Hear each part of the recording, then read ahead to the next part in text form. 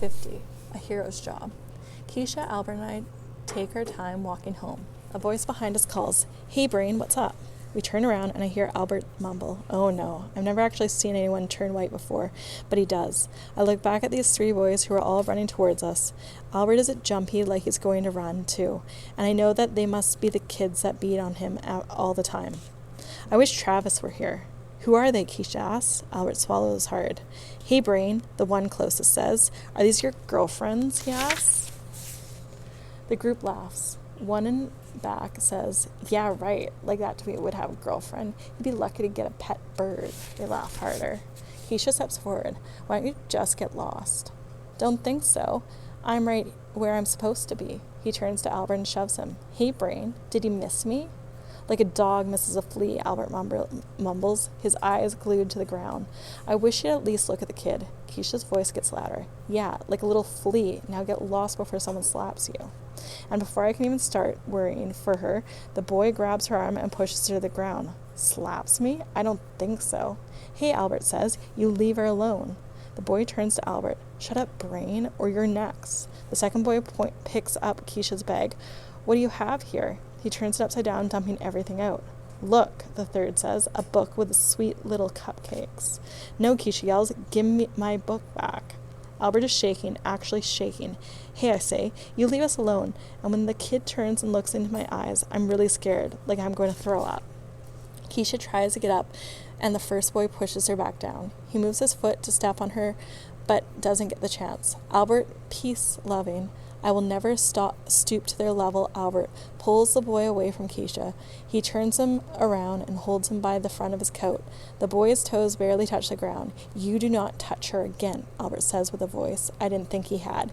Keisha jumps up and runs over to me. She stands next to me, squeezing my arm hard.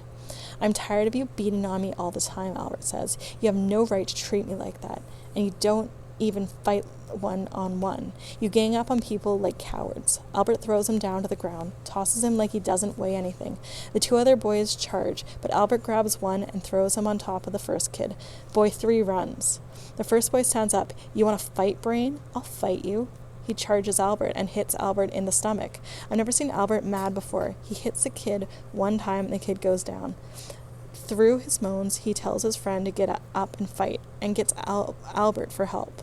The second boy sits up, like he's thinking about it. Albert's feet are far apart, and he leans forward. "Do you really think you want to do that?"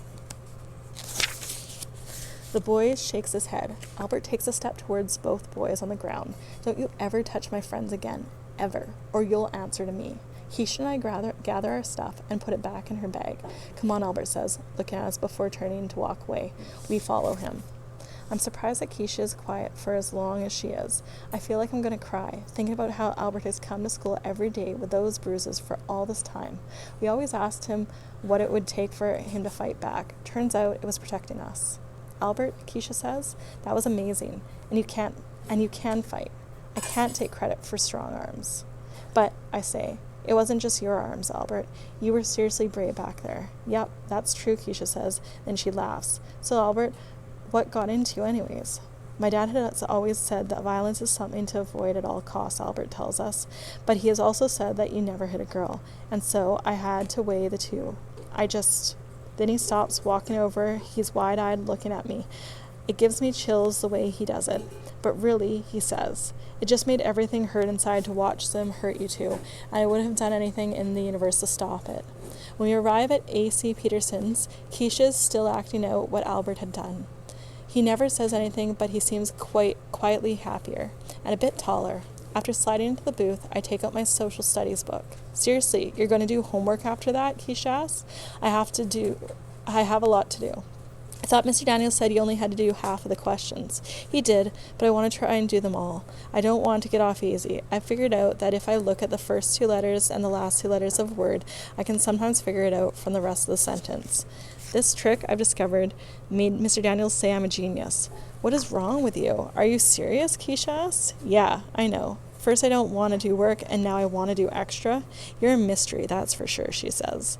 "Huh?" Albert says. "That reminds me of our president, Teddy Roosevelt, who went on a hunting trip and found that one of his companions tied a bear to a tree for him, so it would be easy to shoot. He refused to shoot the bear and set it free. In fact, that's why teddy bears are called Teddy, after the president and that day.